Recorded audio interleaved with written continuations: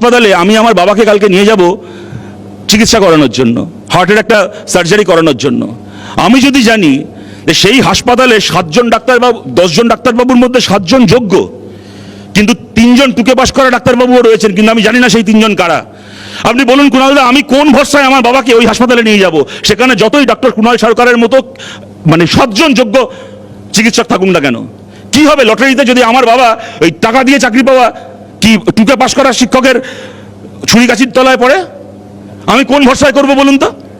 তা আমি তাহলে কোন ভরসায় আজকে, আর যদি আমার একটা সন্তান থাকতো, আমি কোন ভরসায় তাকে এই পশ্চিমবাংলার এডুকেশন সিস্টেমের মধ্যে আজকে তাকে প্রবেশ করাতাম, যেখানে আমি জানি না যে আমার বাচ্চাটা যখন ক্লাসে গিয়ে বসবে সেই ক্লাসে কোন শিক্ষক যোগ্য আর কোন শিক্ষক টাকা দিয়ে চাকরি কেনা? এইটাকে সেগ্রিগেট করবে না আমাদের সরকার? তারা আইন আনবে যে আমরা নতুন করে সুপার নিউমারিক পোস্ট ক্রিয়েট করে টাকা দিয়ে চাকরি কেনাদের চাকরিকে রক্ষা করব? দেখুন, আমি